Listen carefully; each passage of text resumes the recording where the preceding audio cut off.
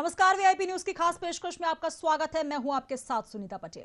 भूमाफियाओं पर सख्त सरकार, लेकिन मास्टर प्लान की दरकार। जी हां, मुख्यमंत्री शिवराज सिंह चौहान अक्सर कहते हैं कि वे अपराधियों के लिए वज्र से कठोर और ईमानदार नागरिकों के लिए फूल से भी कोमल हैं। उनका यह कथन माफियाओं के खिलाफ मध्य प्रदेश में हो रही कार्रवाई के रूप में देखा भी जा रहा है। मध्य प्रदेश में माफिया के कब्जे से छुड़ाई गई हजारों एकड़ जमीन की माफियाओं के कब्जों से छुड़ाकर कानून के राज को तो मुहर लगा दी है, मगर छुड़ाई गई इस जमीन पर गरीबों के लिए घर बनाने की शुरुआत कल्याणकारी सरकार के संकल्प को पूरा भी कर रही है। किसी भी लोकतांत्रिक सरकार में माफिया के लिए कोई जगह नहीं हो सकती। माफिया का खात्मा मतलब सरकार की आत्मा भी माना जाता है। माफिया किसी भी प्रकार का हो, वो डेमोक्रेटिक सरकार पर एक धब्बे के समान होता है। सरकारी जमीनों पर कब्जा माफियाओं के लिए सबसे आसान टारगेट माना जाता है। अब शायद मध्य प्रदेश में सरकारी जमीनों पर कब्जा सबसे कठिन काम कहा जा सकता है। शहरों में विकास और लैंड मैनेजमेंट मास्टर प्लान से ही होता है, नियंत्रित भी उसी से होता है। लेकिन सबसे बड़ा सवाल यह है कि अगर राजधानी भोपाल की ही बात कर ली जाए तो पिछले करीब 20 वर्षों से मास्टर प्लान नहीं आ पाया। किसी भी शहर के विकास की सुरतान मास्टर प्लान के बिना सुनियोजित और लयबद्ध नहीं मानी जाती। इसी पर करेंगे चर्चा और हमारे साथ तमाम मेहमान भी जुड़ेंगे। लेकिन सीएम शिवराज सिंह चौहान मंचों से क्या कहते हैं, आइए पहले आपको वो सुनवाते हैं।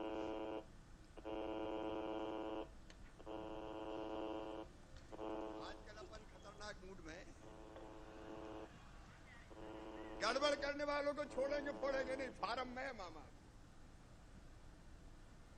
और तो एक तरफ माफियाओं के खिलाफ अभियान चल रहा है,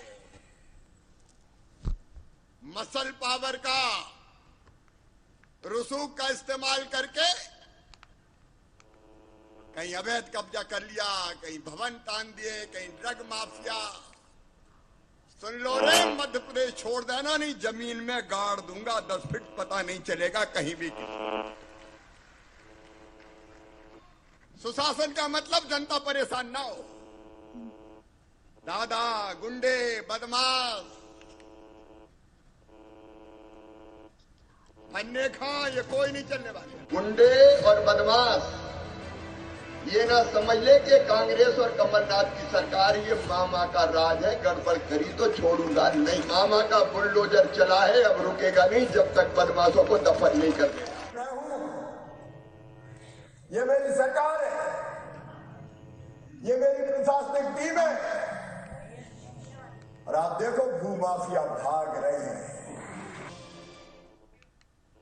तो लगातार मास्टर प्लान की दरकार है, ये कहा तो जा रहा है। हालांकि सीएम शिवराज सिंह चौहान जो भूमाफिया हैं उनके कब्जों से सरकारी जमीनों को छुड़ाकर जनता के लिए आवास बनाने की बात भी कर रहे हैं। लेकिन क्या कुछ इसको लेकर बातें हो रही हैं, चाहे हम कांग्रेस की बात करें या फिर जो सोशल नेटवर्क के लिए लगातार काम कर रहे हैं, जो कि सरकारी संस्थाओं पर भी नजर बनाए रखते हैं, वो भी कहीं ना कहीं इस बात को बार बार स्वीकार कर रहे हैं कि मास्टर प्लान बेहद जरूरी है। इसी पर चर्चा करेंगे। हमारे साथ तमाम मेहमान भी जुड़ रहे हैं। आइए मैं परिचय करवा देती हूँ कौन कौन हमारे साथ इस वक्त जुड़ रहे हैं। हमारे साथ ब्रजगोपाल लोया जी जुड़ चुके हैं बीजेपी से, सर बहुत स्वागत है, नमस्कार। और साथ ही नीलाभ जी हमारे साथ जुड़ चुके हैं कांग्रेस से, नीलाभ जी बहुत स्वागत है, नमस्कार सर। नमस्कार। और हमारे साथ स्टूडियो से जुड़ चुके हैं प्रदीप खंडेलवाल, आरटीआई एक्टिविस्ट हैं, लगातार काम कर रहे हैं समाज के लिए और इस पर भी उन्होंने कई दिशाओं में काम किया। सर बहुत स्वागत है, नमस्कार।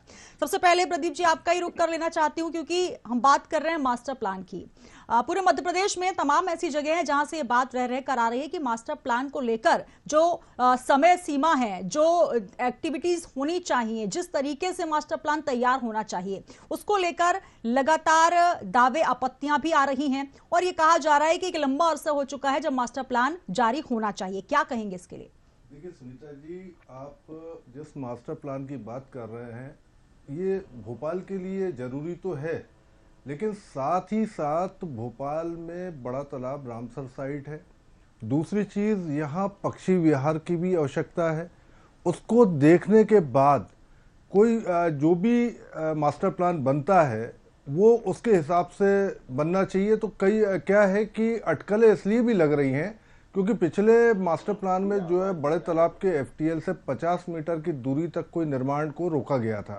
लेकिन लगातार आप देखिए जिस तरीके से अभी आपने मेरे को दिखाया कि शिवराज जी जो है लगातार अतिक्रमण हटा रहे हैं, लेकिन इस दिशा में भोपाल में कोई बड़े अतिक्रमण हटे नहीं है। ये सब ऐसा लगता है कि जो दुश्मनों के अतिक्रमण हैं या अदर पार्टीज के हैं उसके पीछे पड़े हुए हैं, जबकि लगातार भाजपा के जो नेता हैं, छोटे भैया नेता हैं, उनके द्वारा लगातार अतिक्रमण किए जा रहे हैं, चाहे वो तालाब के आसपास हो चाहे शहर में हो। आप अधिकांश अतिक्रमण देखिए और उसको रोकने के लिए अगर कहीं शिकायत होती है और कहीं टूटने की नौबत आती है तो उसको रोकने के लिए भी भाजपा के ही पूर्व विधायक और विधायक लगातार फोन करके दबाव बनाते हैं कि इस तरह के अतिक्रमण ना हटाए जाएं।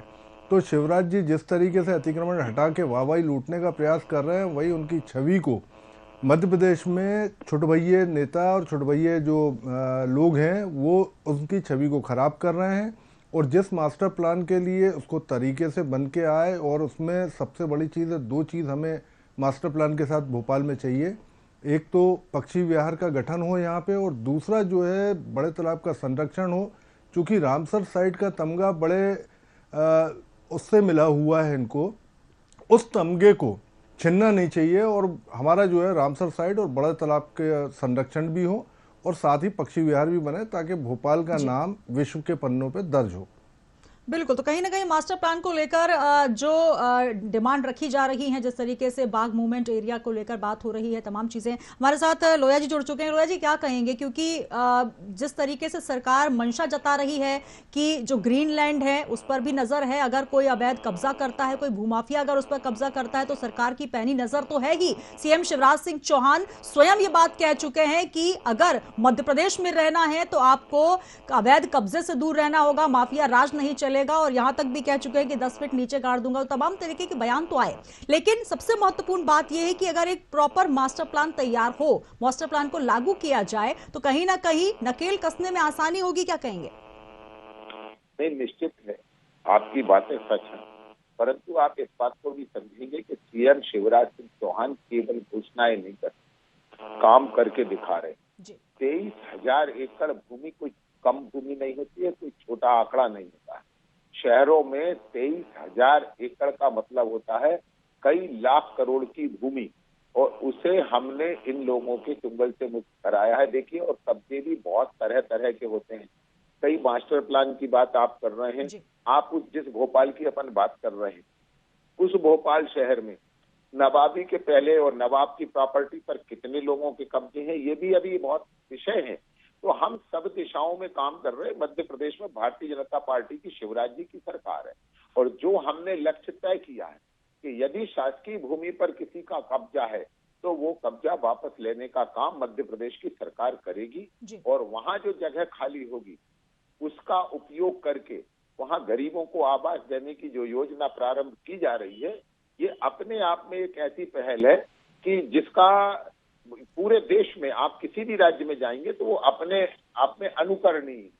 तो ये जो पहल है इसका स्वागत किया जाना चाहिए, और मध्य प्रदेश में हमने ये करके दिखाया है, और जो हमने कर दिखाया है वो दूसरे राज्यों में, कई राज्य सरकारों में ये एक उदाहरण की तरह देखा जा रहा है कि सरकारें चाहें, उनमें इच्छा शक्ति है, यदि वो गरीबों का कल्याण करना चाहती हैं, यदि वास्तव में वो भूमाफिया से लड़ना चाहती हैं, तो उसकी पूरी संभावनाएं हैं, और मध्य प्रदेश की सरकार ने वो सब करके दिखाया।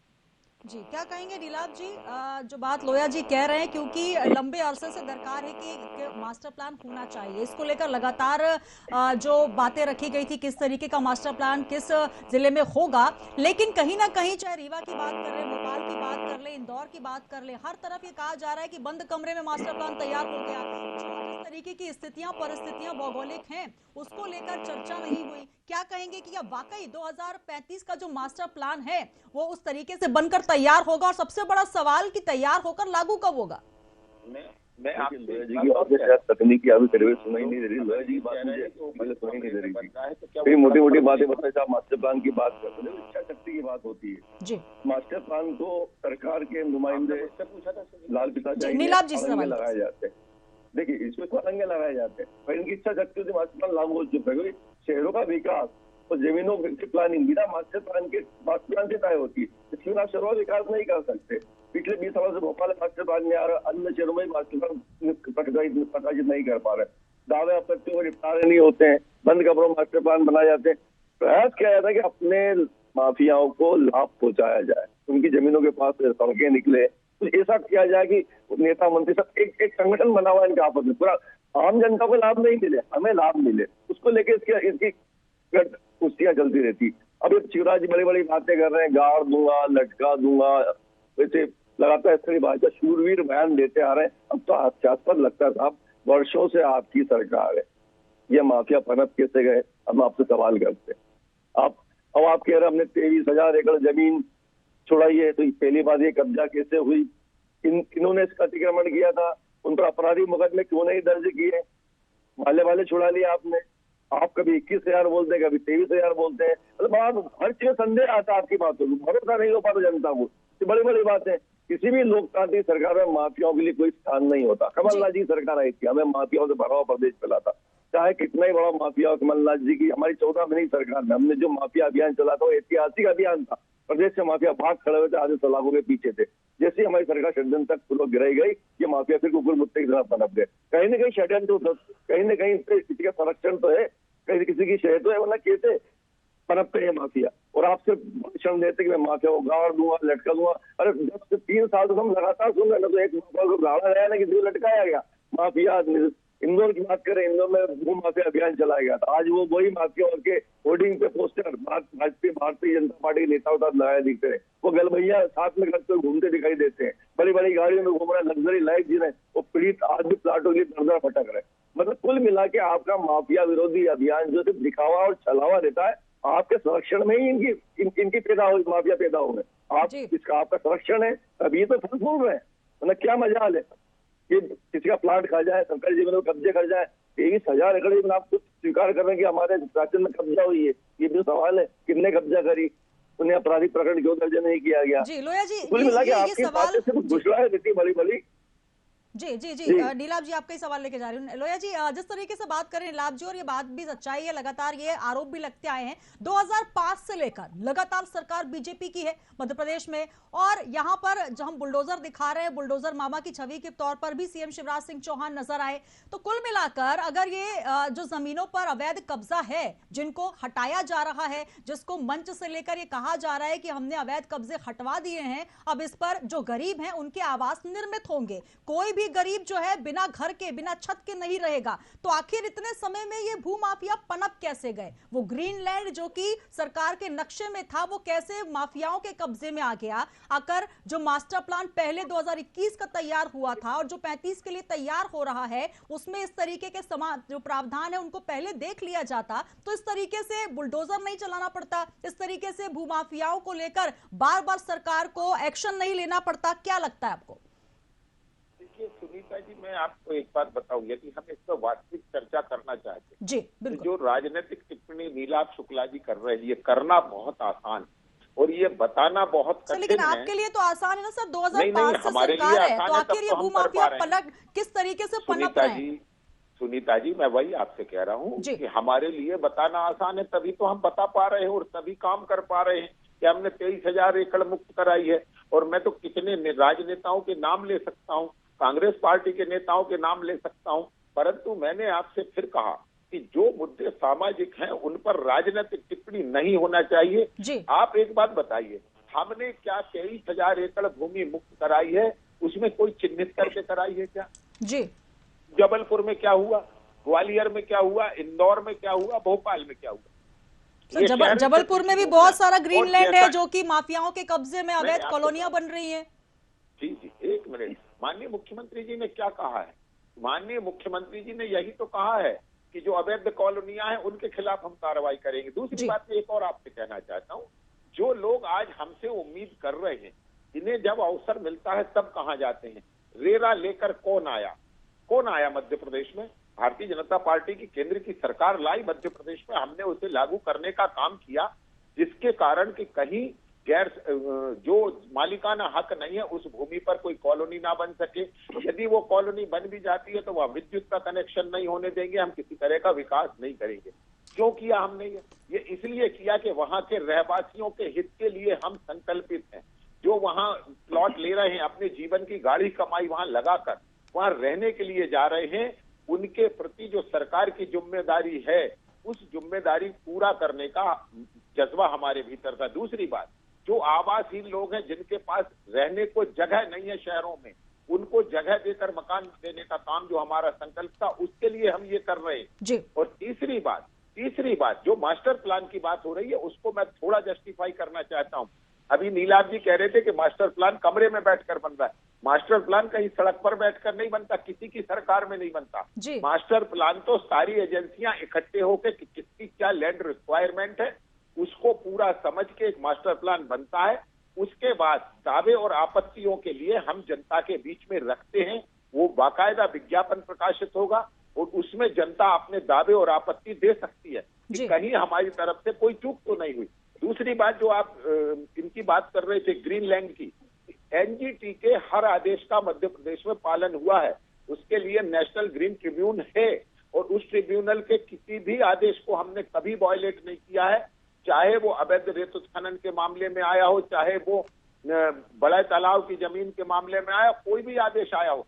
मध्य प्रदेश में कानून का राज है और जो भी संवैधानिक संस्थाएं हैं उनके आदेशों का और उनका भारतीय जनता पार्टी की, मध्य प्रदेश की शिवराज जी की सरकार सम्मान करती है और स्वागत करती है। नीलाभ जी कह रहे हैं या तमाम जो लोग आरोप लगा रहे हैं कि बंद कमरे में प्लान बन गया, लेकिन सर यहाँ पर रीवा के लिए भी आया कि जियो टैगिंग के आधार पर मास्टर प्लान तैयार किया गया, हैदराबाद पे बैठकर सैटेलाइट मैपिंग की गई, जो वास्तविक परिस्थितियां हैं उनको छोड़कर जो मास्टर प्लान तैयार किया जा रहा है। जी, आज हम नेशनल हाईवे भी बनाने अगर जा रहे हैं तो पहले उसकी जो मैप है, गूगल मैप है, उस पर हम उसको चिन्हित करते हैं। उसके बाद वो गूगल मैप को हम जमीन पर उतारने का काम करते हैं।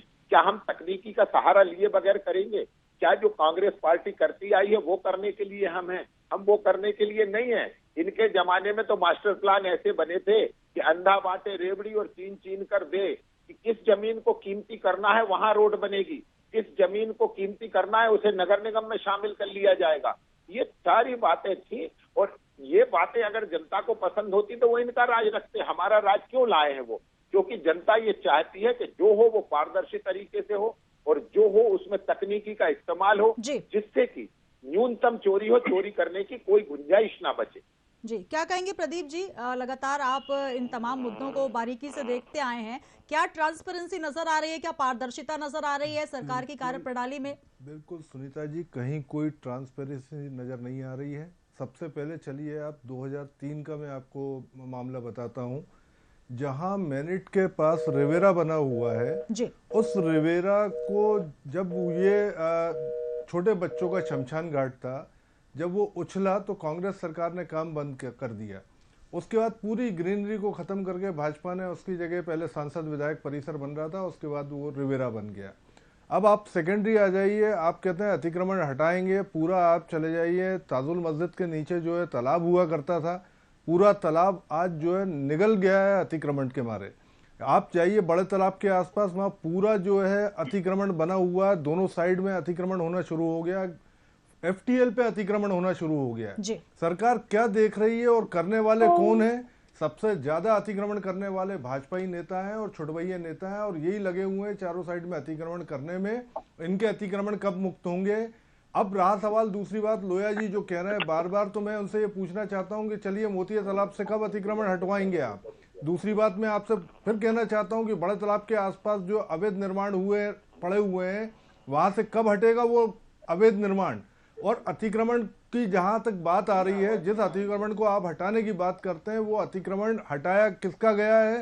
हो सकता है बीच में आपने भी यहाँ देखा था कि कुछ कांग्रेसी नेताओं ने अतिक्रमण किए थे, वो हटाया आपने, लेकिन भाजपाई नेताओं के कितने अतिक्रमण हटे ये आज तक समझ से बाहर है। और अतिक्रमण तो अतिक्रमण है। और दूसरा सबसे बड़ी चीज मास्टर प्लान की जहां तक बात है, मास्टर प्लान जिस तरीके से बनता है, सब बड़े नेताओं को मालूम है कि मास्टर प्लान का क्या प्रारूप है और उसमें क्या चेंजेस करना है, इसलिए जानबूझ के मास्टर प्लान को अटकाया जा रहा है, जिसमें खास तौर पर बड़े तालाब और पक्षी विहार को जो है ध्यान में रखते हुए उस मास्टर प्लान को लागू किया जाना चाहिए। जिस प्रकार से प्रदीप जी बता रहे हैं कि जितने अतिक्रमण हैं, हालांकि बीजेपी नेताओं की भी बात कर रहे हैं, वो कांग्रेस कार्यकाल में जब कमलनाथ जी की थोड़े दिन की सरकार थी, तब उन्होंने भूमाफियाओं के खिलाफ कुछ दिन कार्रवाई भी की। तब ये कहा जाने लगा कि ये जो निर्णय है, ये पक्षपातपूर्ण निर्णय है, चुन चुन कर लोगों के नाम लिए जा रहे हैं, चुन चुन कर अतिक्रमण हटाए जा रहे हैं, ये आरोप लगे थे। लेकिन यही बात प्रदीप जी भी कह रहे हैं कि आखिर क्यों अतिक्रमण जो हो रहे हैं उन पर गाज नहीं गिर रही और गाज उन पर गिर रही है जिनको चिन्हित किया जा रहा है किसी विशेष मकसद से। ये आरोप हालांकि दोनों ही सरकारों में लगते हैं, लेकिन सबसे महत्वपूर्ण है विकास, क्योंकि विकास का ही नाम लेकर सरकार जनता के बीच आती है, जनता चुनती है। लोया जी। नहीं, देखिए, मैंने आपसे कहा ना कि ये आरोप लगाना बहुत आसान है और मैं इनका सम्मान करता हूं। आरोप अगर आधार तथ्य के साथ हो, अगर आधार की बात हो तो आप कह सकते हैं, लेकिन आधार दिख रहे हैं। मामले को आरटीआई के माध्यम से उठा रहे हैं जी, परंतु मेरा ये कहना है कि क्या आप ये बता सकते हैं कि इसमें क्या परसेंटेज है, किसका क्या परसेंटेज है? ये नाम लेना बहुत आसान है जी सर, सरकार होने के नाते तो सारी चीजें आपके दस्तावेजों में होंगी ना सर, कि कहाँ अतिक्रमण हो रहे हैं। निश्चित दस्तावेजों में, और किस तरह कूटनीतिक दस्तावेजों का प्रयोग किया जाता है ये भी प्रदीप जी बहुत अच्छे से जानते हैं, और ये भी बहुत अच्छे से जानते हैं कि किस तरह इनमें कानून का सहारा लिया जाता है जी, और ये भी बहुत अच्छे से जानते हैं किस तरह इन मामलों को कोर्ट में ले जाकर लटकाया जाता है। मगर मध्य प्रदेश की सरकार इन सब मोर्चों पर एक साथ लड़ रही है। ये उन्हें प्रदीप जी को मालूम है कि ये हिम्मत कोई नहीं जुटा पाया। जो हिम्मत हमने जुटाई है, जो हिम्मत माननीय शिवराज जी ने करी है जी, ये हिम्मत कोई सरकारें कर नहीं पाई है। और इसलिए मैं कह रहा हूं आपसे कि हो सकता है हमने जो किया है वो कुछ कम हो सकता है, परंतु जो हमने किया है वो भी बहुत बड़ा काम है। तो इसलिए इस आधार पर मूल्यांकन होना चाहिए कि जो हमने किया है उसमें और कमी होगी तो उसे भी सुधारेंगे, परंतु जो किया है वो बहुत बेहतर किया। जी लोया जी, सुना आपने? जितना अतिक्रमण भाजपा के शासन में तालाबों के आसपास हुआ उतना कभी अतिक्रमण आज तक कांग्रेस के शासन में भी नहीं हुआ। और मैं आपसे ये कहना चाहता हूं, चलिए लोया जी आप जनता को यही बता दीजिए कि ये तालाबों के आसपास के जो अतिक्रमण है इन्हें कब तक हटवाएंगे, चाहे वो किसी का ही हो, कांग्रेस का हो, भाजपा का हो। आवाज आ रही सर आप तक? लोया जी जी, अब तक आवाज पहुंच रही है सर? मुझे केवल आपकी आवाज आ रही है, इसके अलावा किसी की आवाज नहीं आ रही है। प्रदीप जी की आवाज अब तक नहीं पहुंच पा रही है। प्रदीप जी का आरोप यह है कि जो तमाम तालाबों के किनारे अतिक्रमण हो रहा है, चाहे वो पार्टी कोई भी हो, चाहे वो कोई भी कांग्रेस पार्टी के लोग हो, बीजेपी पार्टी के लोग हो, लेकिन अतिक्रमण तो हो रहा है। उनको चिन्हित करके कब जमींदोज किया जाएगा? हमने कब कहा कि नहीं हुआ? हमने कब कहा है? यदि ना हुआ होता तो ये हम सर, लेकिन सर सबसे महत्वपूर्ण बात ये कि इतने लंबे कार्यकाल में लगातार अतिक्रमण पे अतिक्रमण हुए जा रहे हैं। जी, मैं आपसे कहता रहा हूँ, हमने तो ये भी सुनिश्चित किया है कि यदि नए अतिक्रमण कहीं होते हैं तो केवल वहाँ वो व्यक्ति अकेला दोषी नहीं होगा, बल्कि वहाँ के प्रभारी अधिकारी भी दोषी होंगे कि यदि वो इसमें सहयोग कर रहे हैं। तो हर स्तर पर हम काम कर रहे हैं। और मैं फिर से कह रहा हूँ, प्रदीप जी बताएं कि इससे बेहतर किस सरकार ने कहाँ काम किया है। वो तो आरटीआई एक्टिविस्ट हैं, मैं तो वो भी ये बताएंगे जरूर कि इससे बेहतर और कोई सुनवाई नहीं हो रही है उस पर। मैं लगातार अतिक्रमण के मामले उठा रहा हूँ, लगातार पेपरबाजी भी हुई है, लगातार जो है चैनलों के माध्यम से भी खबरें निकल के आई हैं। उसके बाद भी एक अतिक्रमण हटाने की जगह जो है आपके विधायक, आपके जो है छुटवैये नेता फोन कर करके मामले को दबाने का प्रयास करते हैं। ऐसा क्यों?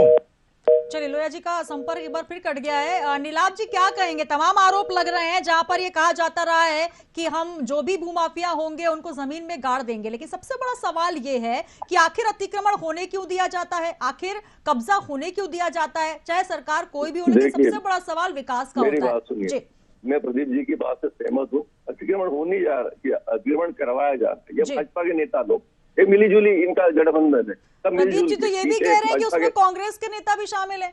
नीलाभ जी देखिए, मेरी बात अगर है तो आप सही है, उनका आपराधिक प्रकरण दर्ज कीजिए, क्यों नहीं करते आप? आपने अभी बताया 23,000 एकड़ हमने जमीन मुक्त कराई, तो कितने लोगों पर आपने आपराधिक प्रकरण दर्ज किया पहले ये बताइए आप। 23,000 एकड़ जमीन अतिक्रमणकर्ताओं के पास ही, तो अतिक्रमणकर्ताओं के नाम तो होंगे, उन पर आपराधिक प्रकरण दर्ज क्यों नहीं किया जो मजदूर कब्जा करके बैठे थे? आप तो हवाई मंच से लूट रहे, हम सब कुछ आपने खुला छोड़ दिया। ठीक है, जाबाज, आपने अतिक्रमण किया, अब जाइए अपने घर। ऐसा तो नहीं किया होगा, प्रकरण दर्ज हुए होंगे ना उसकी। नीलाभ जी अब तक आवाज पहुंच रही है प्रदीप जी की? एक नाम मैं आपको बता देता हूं, खानू गांव में आपके एक कांग्रेसी विधायक का लंबा चौड़ा अतिक्रमण है।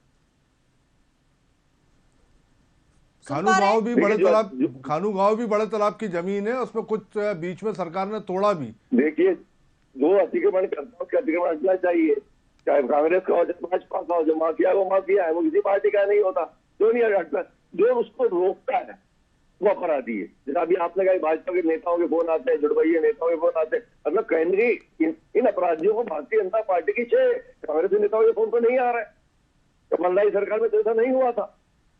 हमने तो भाजपा देखी थी, कांग्रेस, हमने सीधा अतिक्रमण करता और अपराधी और माफिया देखे थे। हमारा दोहरा चरित्र तो नहीं रहा है। मतलब आपका मानना यह है कि अतिक्रमण जो है शहर पे टाट का पेबंद है और वो हटना चाहिए। निश्चित रूप से जो भी अतिक्रमण करता है माफिया है, उसे उसका अतिक्रमण हटना चाहिए, उसका प्रकरण दर्ज होना चाहिए। लेकिन सीधी बात, अगर आप अनावश्यक रूप से अब चिन्हित करके परेशान करने की बात जी, मेरा कहना यह है, देखिए इतना अतिक्रमण जो है आप लोगों के सामने भी आपकी नज़र में आ रहा है। हम जो है भोपाल शहर में रह रहे हैं, रामसर तमगे के साइड पे हमें मतलब हमारे प्रदेश के लिए खुशनसीबी है, हम भोपाल वासियों के लिए खुशनसीबी है कि हमारे बड़े तालाब को रामसर साइड का तमगा मिला हुआ है। हमारे बड़े तालाब के रामसर होने के कारण यहाँ 266 प्रकार के पक्षी यहाँ विचरण करने आते हैं, सहवास प्रवास और प्रजनन करते हैं। और इन सब का संरक्षण ना करते हुए हम उसके आसपास जो है अतिक्रमण करते हैं, तो ये अतिक्रमण तो हटना चाहिए ना नीलाभ जी। इसके लिए तो कांग्रेस को भी आवाज उठाना चाहिए भाई। ये अतिक्रमण। अच्छा, दूसरी बात मैं आपसे, देखिए आवाज ही नहीं उठाना। हमें प्रमाण पत्र नहीं था हमारी, जब 14 महीने की सरकार, सबसे पहला काम हमने क्या किया आप खुद बताइए। अब आप बताइए, मैं दूसरी बात आपसे यहाँ और करना चाहता हूँ। जिस तरीके से आप यहाँ देख रहे हैं भोपाल में छोटा तालाब, शाहपुरा का तालाब, दोनों तालाब जिस तरीके से एक सीवेज टैंक में कन्वर्ट हो गए, क्या हम ये चाहते हैं कि हमारा ड्रिंकिंग वाटर बड़ा तालाब ये भी सीवेज में कन्वर्ट हो जाए, इसके चारों साइड भी मकान बनना शुरू हो जाए और सीवेज का पूरा पानी जाए? 800 करोड़ के आसपास भोज वेटलैंड परियोजना का पूरा पैसा जो है वो हजम हो गया, उसके बाद भी आज सीवेज का पानी जो है तालाबों में मिक्स हो रहा है। तो ये एक तो अतिक्रमण, दूसरा हम जो है अपने वाटर बॉडी का सत्यानाश करने में लगे हुए हैं। तो इस पे तो काम होना चाहिए, इस पे आवाज कांग्रेस को भी उठाना चाहिए। बिल्कुल, एक तगड़ा विपक्ष होने के नाते कहीं ना कहीं, क्योंकि लगातार सरकार को आप आईना तो दिखा रहे हैं, लेकिन इसको विपक्ष को ये मुद्दा उठाना बेहद जरूरी है, क्योंकि मास्टर प्लान लंबे समय से जो है वो उसको लेकर बात हो रही है। लेकिन ये भी कहा जा रहा था कि 1 महीने के अंदर मास्टर प्लान आ जाएगा, नगरीय प्रशासन मंत्री ने आश्वासन भी दिया, लेकिन 1 महीने का समय बीत चुका है, उसके बाद भी अभी तक प्रस्ताव और दावे आपत्तियों पर ही बात हो रही है, लेकिन मास्टर प्लान का पता नहीं है। नीलाभ जी क्या कहेंगे? जी देखिए, सबसे बड़ी इच्छा शक्ति नहीं है, और दूसरी बार मास्टर प्लान आ जाएगा, शहर का विकास सुनियोजित ढंग से होगा, तो इनके जो भूमाफिया है, संरक्षित भूमाफिया, उनका क्या होगा? उन्हें प्रश्न संरक्षण कैसे मिलेगा? लेकिन सरकार का तो कहना है हम चिन्हित करके भूमाफियाओं को जो है उनके कब्जे से जो लैंड है उनको मुक्त करा रहे हैं, गरीबों के लिए आवास मुहैया करा रहे हैं। देखिए, गरीबों के लिए आवास मुहैया कराने की बात वर्षों से कह रहे हैं, प्रधानमंत्री आवास योजना की बातें वर्षों से, लेकिन शहर की झुग्गियां की संख्या कम तो नहीं हो रही, बल्कि लगातार बढ़ रही है। मतलब सिर्फ बातें हो रही, घोषणा हो रही, मंच से बड़ी बड़ी बातें हो रही है, जमीनी हकीकत इससे ठीक उलट है। वरना झुग्गियों की संख्या कम होती। आज वर्षों से बातें कर रहे, प्रधानमंत्री आवास योजना, गरीबों के लिए घर, झुग्गियों की संख्या लगातार बढ़ती जा रही है। बिल्कुल, एक जो भाजपा के छोटभैया पदाधिकारी और नेता थे उनके नाम से 6-6, 8-8 मकान होगा, उन्हीं में प्रधानमंत्री आवास योजना। पुनः कोशिश करेंगे कि लोया जी हमारे साथ जुड़ जाए। बंदर बाट चल रही है, बंदा बाटे रेवड़ी आपको दे। बिल्कुल, लगातार अगर बात की जाए नीलाभ जी, सरकारें चाहे जो भी रही हो, लेकिन विकास के मुद्दे पर सबसे महत्वपूर्ण होता है मास्टर प्लान, क्योंकि अगर आप जो भी कार्रवाई करते हैं, जिस तरीके से आप विकास की रणनीति बनाते हैं, उसके बाद एक नियमबद्ध तरीके से मास्टर प्लान को तैयार करना होता है, उसे लागू करना होता है। स्मार्ट सिटी की बातें करते हैं, तो कहां से जब तक मास्टर प्लान लागू नहीं हुआ स्मार्ट सिटी कैसे बनेगी? कैसे ट्रैफिक व्यवस्था सुधरेगी? चलिए एक बार फिर लोया जी का रुख कर ले। तो लोया जी आप तक आवाज पहुंच रही है? चलिए, लोया जी ने अभी उनका शायद नेटवर्क प्रॉब्लम है या वो जवाब नहीं देना चाहते, तमाम मुद्दे हो सकते हैं। लेकिन प्रदीप खंडेलवाल जी आपसे समझना चाहेंगे, अगर हम बात करें भोपाल की, लगातार ये बात हो रही है कि जो तमाम दावे आपत्तियों का निराकरण कर लिया जाएगा और जल्द से जल्द विकास का जो सबसे बड़ा रोड मैप कहलाता है मास्टर प्लान, जैसे कि नीलाभ जी भी कह रहे हैं कि आप स्मार्ट सिटी की बात कर रहे हैं, लेकिन उसके लिए स्मार्ट मास्टर प्लान भी होना बेहद जरूरी है। इसको लेकर अभी भी आखिर क्यों इतनी देरी, क्यों, क्या लगता है आपको? देखिए, कहीं ना कहीं मुझे ऐसा महसूस हो रहा है कि बीच में जो है बड़े प्रेशर से कहा गया था कि मास्टर प्लान जो है बन गया है, उस पर दावे आपत्ति आना है, उसको लागू करना है जी। कहीं ना कहीं जो उच्च अधिकारी या बड़े नेता जो है उनका कहीं से उनका हित वहाँ कहीं ना कहीं गड़बड़ा रहा है। उसका रीज़न सबसे बड़ा ये है कि मास्टर प्लान जब लागू होगा तो निश्चित तौर पे जो है कि मास्टर प्लान लागू होने का सबसे बड़ा फ़ायदा उठाते कौन है? जो उन अधिकारियों के टच में रहते हैं या जो बड़े नेता रहते हैं, वो अपने हिसाब से उस मास्टर प्लान को डाइवर्ट करते हैं कि यहाँ से सड़क निकाल दो, यहाँ से आप ये बना दो, यहाँ ये कर दो। तो उससे काफ़ी हद तक जो है उनकी ज़मीनें, जो कचरा ज़मीनें होती हैं, उसकी वैल्यू बढ़ जाती है, या जो मास्टर प्लान है उसकी उनको जानकारी आ जाती है। तो जानकारी आने के बाद उसके आसपास की जहाँ सड़कें निकलना होती हैं 70-80 फीट वाली, वहाँ ज़मीनें खरीद ली जाती हैं, तो ज़मीनों के दाम अचानक से बढ़ना शुरू हो जाते हैं। तो ये कहीं ना कहीं मुझे डाउटफुल ये लग रहा है कि इस मास्टर प्लान में दो चीज़ें हैं। एक तो आपको जो है रामसर साइट का संरक्षण करना है, और दूसरा आपको जो है पक्षी विहार की तरफ जो है कदम बढ़ाना है। तो कहीं ना कहीं ये दोनों चीज़ों को देखते हुए ऐसा महसूस हो रहा है कि किसी न किसी नेता का इसमें हित गड़बड़ा रहा है, या अधिकारी है, जो बड़े बड़े अधिकारी हैं। आप देखिए भोपाल के आसपास पक्षी विहार के साथ साथ टाइगर मूवमेंट क्षेत्र भी है। उस टाइगर मूवमेंट क्षेत्र में आप देखिए अधिकांश जो मकान बने हैं वो सारे IAS IPSओं के बन गए, जबकि FAR उनकी बिल्कुल नाम मात्र थी। उस FAR नाम मात्र के बाद अनाप शनाप मकान बने हुए हैं, बड़े साइज में मकान बने हुए हैं। अब मैं आपसे यही पूछना चाहता हूं, अभी जो लोया जी कह रहे थे कि हम जो अतिक्रमण हटा रहे हैं, तो किसके आप अतिक्रमण हटा रहे हैं? आप ये देखिए कि जो टाइगर मूवमेंट क्षेत्र है वहां FAR से बड़ा जो मकान बना हुआ, बीच में आपने देखा होगा कि एक हमारे जो है रिटायर्ड IAS है जुलानिया साहब, उनका जो है बड़ा मामले पेपर में उछले। तो कहीं ना कहीं ये लग रहा है कि इस मास्टर प्लान को रोकने का कारण यही है, इन लोगों के हित कहीं ना कहीं जो है बिगड़ रहे हैं। क्योंकि एक तरफ देखिए आप बड़ा तालाब है, दूसरी तरफ आप जाइए तो जब उसका पानी छोड़ते हैं तो कलिया सोत में जाता है। ये पूरा जो है आपका टाइगर मूवमेंट क्षेत्र आ जाता है, पूरा ग्रीनरी बेल्ट है, हरियाली है, इसको पूरा जो है बर्बाद करने में सरकार लगी हुई है। कहीं कोई ये नहीं है कि हम इस हरियाली का संरक्षण करें, हम इस वाटर बॉडी का संरक्षण करें और उस हिसाब से हम जो है आगे इसको बढ़ाएं। बिल्कुल, सबसे महत्वपूर्ण बात यह है कि TNCPO सरकार के तमाम जो अधिकारी हैं, और लगातार इस मुद्दे को लेकर ये बात की जा रही है कि जो मैप है, रोड मैप बनाया जा रहा है, उसको पूरे मंत्रणा के साथ विचार विमर्श करके फिर लागू किया जाएगा। लेकिन सबसे महत्वपूर्ण बात है कि आखिर इतना विलंब क्यों?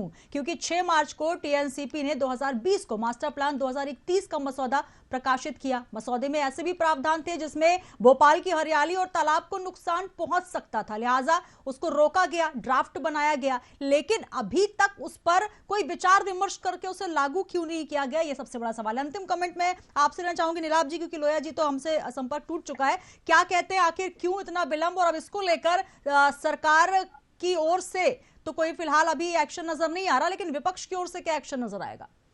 देखिए, मेरी पूरी बातें प्रदीप जी ने बोल दी है। सही बात है, ये मास्टर प्लान आम जनता के लिए नहीं बन रहा है।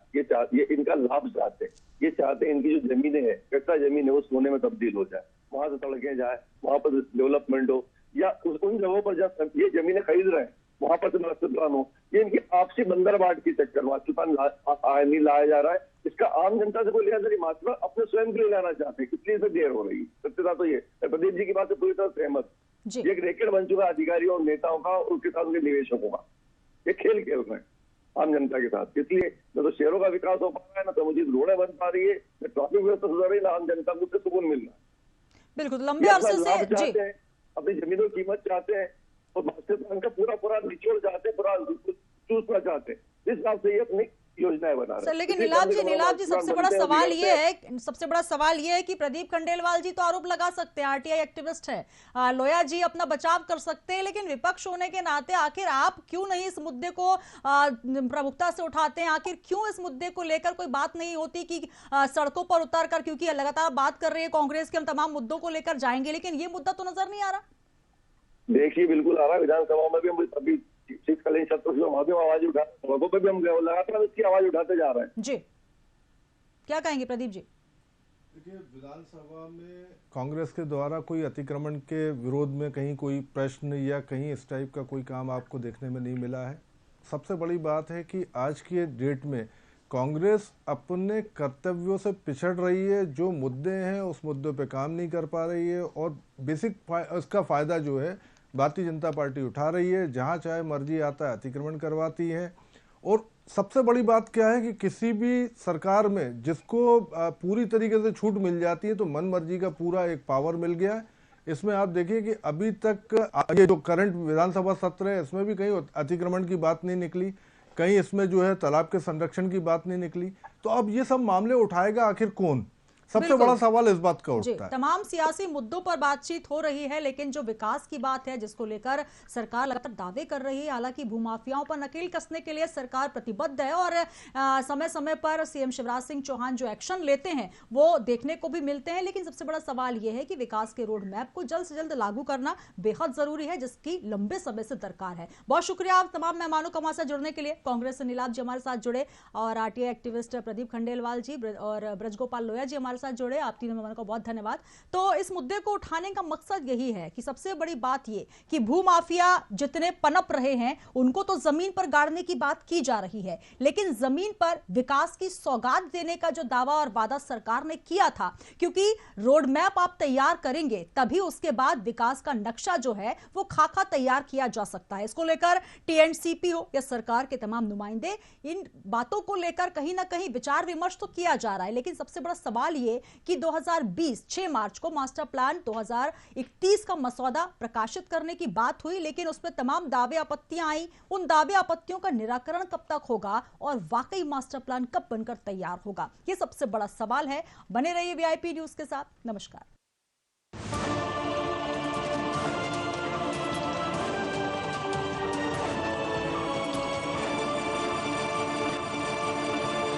अच्छे पत्रकार वीआईपी न्यूज